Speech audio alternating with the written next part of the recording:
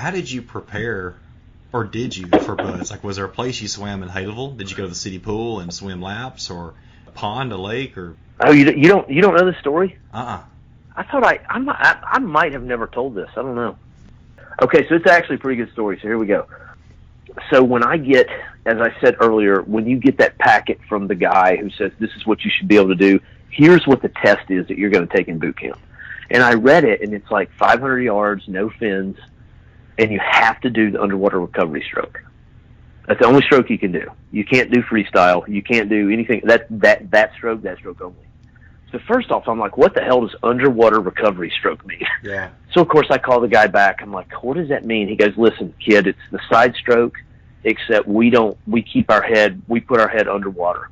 So when we turn our head, we can breathe. So we're not angled in the water. We're more, on plane, if you will. So I'm like, okay, kind of get it, but okay.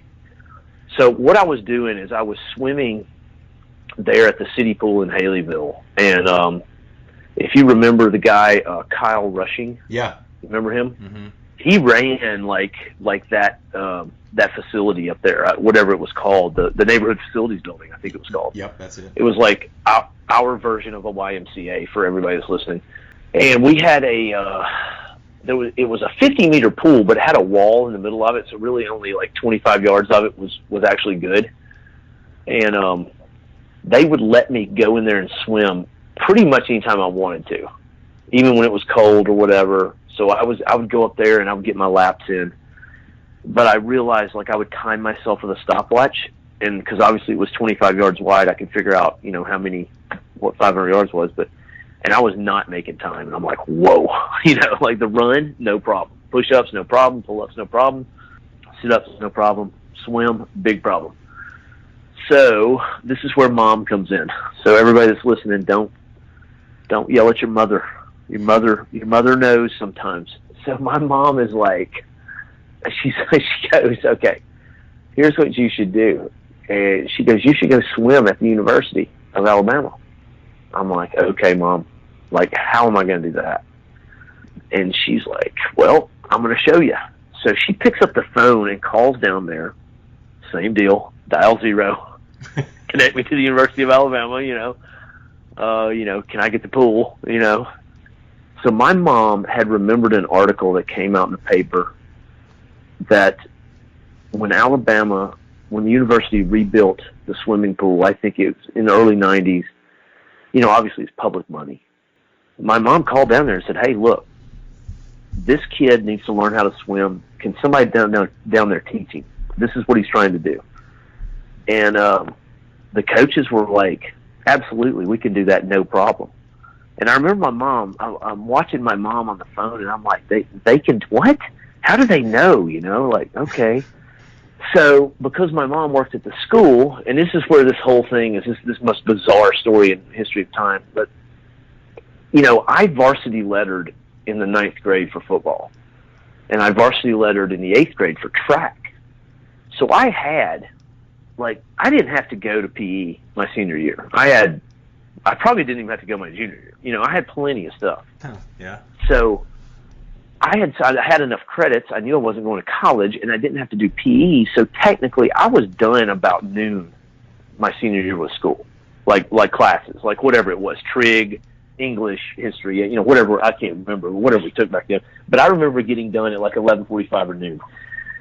So my mom talked to the principal, whose name at the time was Mullins. I don't know if you remember that dude. Oh, yeah. But definitely. That was the guy who was the principal. She talked to him, and she talked to Coach Ashley, who was the assistant principal, and she's like, listen, can he go, to Tuscaloosa when he gets done and swim? And they're like, yeah, whatever, we don't care. He's out of school. That's fine. That can basically be his quote-unquote, PE. So every day I would drive. When I got done with school, I'd hop in my car. I would leave the high school at like noon. I would drive to Tuscaloosa, which was probably, an hour and a half? Hour and a half, yeah. And I would go down to the university. And the first time I go down there, the two coaches that were there, one was named Sonia and one was named Ray, and both women. And I show up and I walk in. I'm like, hey, I'm looking for Sonia and Ray. They're like, that's us. I said, listen, here's what I'm trying to do. I'm trying to get really good at swimming the side stroke, no fins, and I need to be able to do this amount in this amount of time.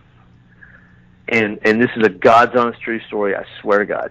One of the two, I can't remember them apart now, but Sonia or Ray looked up at me and said, oh, are you going to Bud's?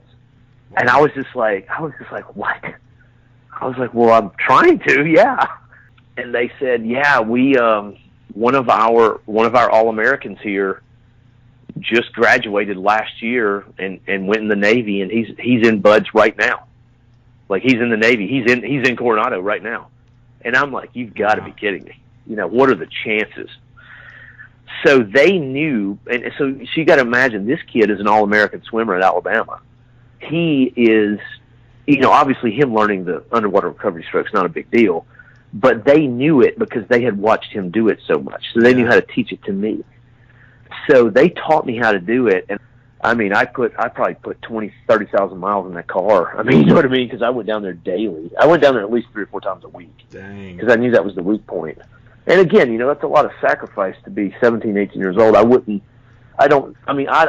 nowadays you probably don't need to do it because there's more working out facilities and stuff like that, I think, available. But those girls down there, they got me real squared away.